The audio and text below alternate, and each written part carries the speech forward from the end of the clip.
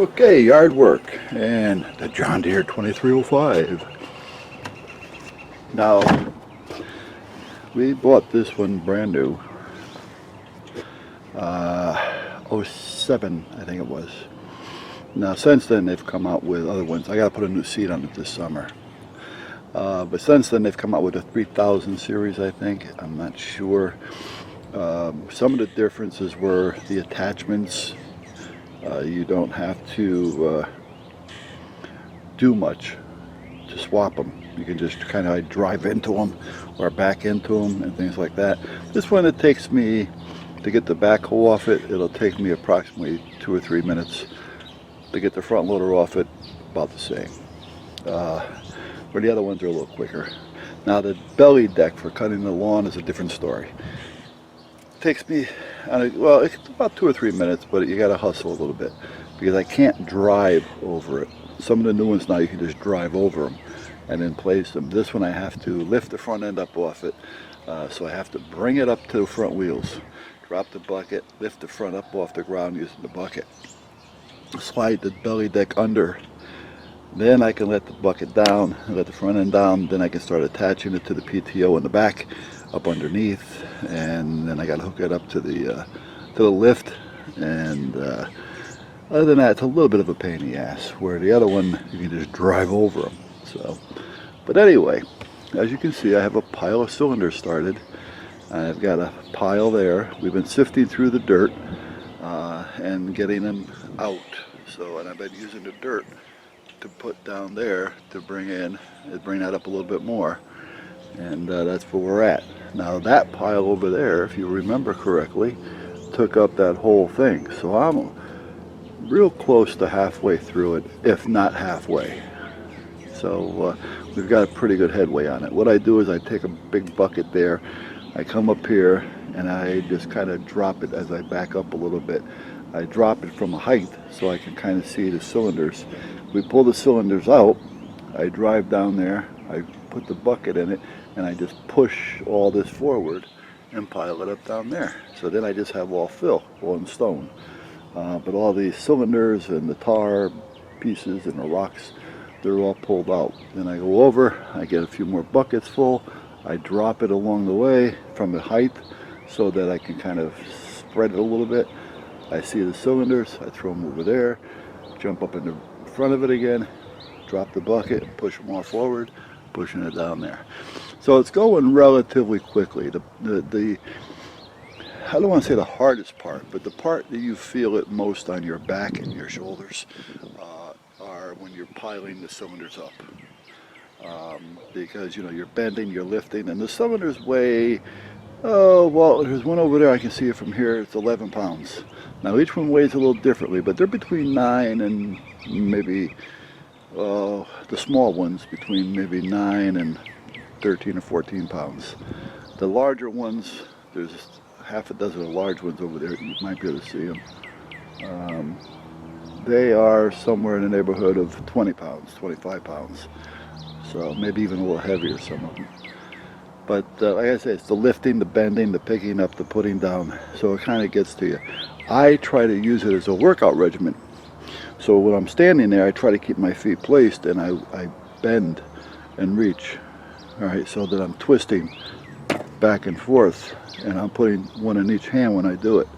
So it kind of helps with tightening up the side, the little old love handles, and hopefully help you burn a little calories. You know, I kind of make it an exercise regimen. So, but anyway, that's where we're at. And over here, I got all this cleaned away from the house. So once I get that straightened out, I got to split that and stack it. I've got a plan for that shed, and then once I get that done, I can clean this up under here. I can put the piece across the bottom that I'm going to put. I'm going to put some lattice down there, and then see what we're going to do. Now the plan for that shed is, I didn't know if we were going to leave it, knock it down, do anything. I don't know. I mean, I really don't know. First thing I got to think about is the birdhouse. There's 2, 4, 6, 8. There's 16 little birdhouses up there. It's a bird condominium. And believe it or not, they use that quite a bit.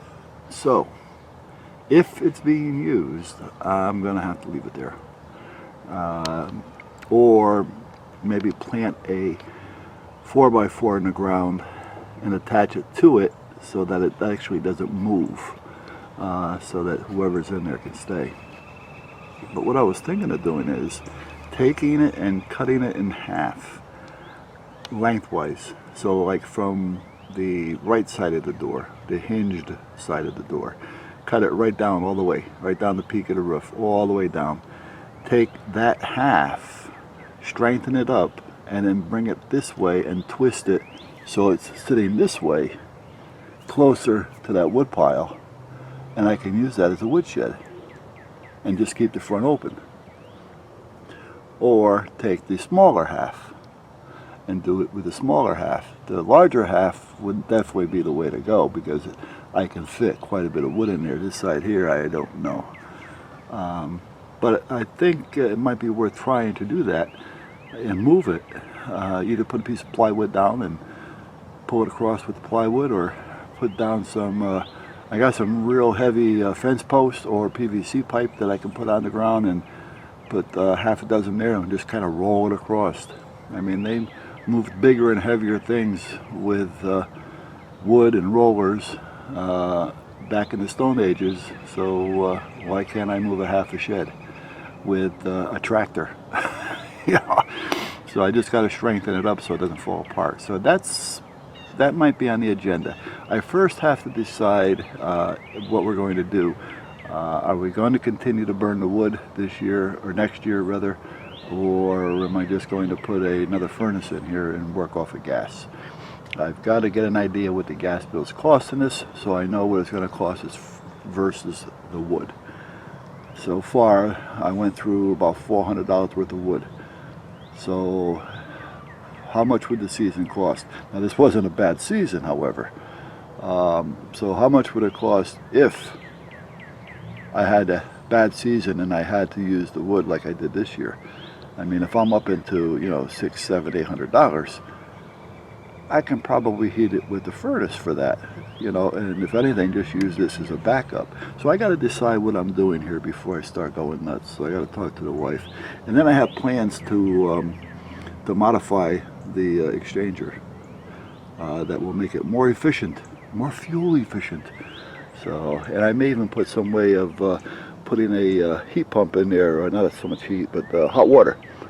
I may even get it so I can heat hot water out of that too. So I don't know yet. We will see.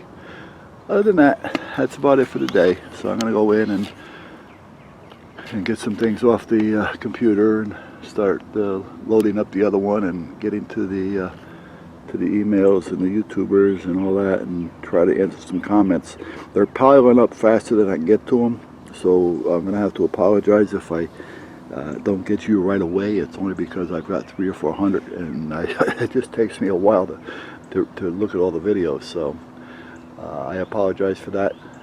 I will get to you, and be good, be safe, and hope you had a nice weekend.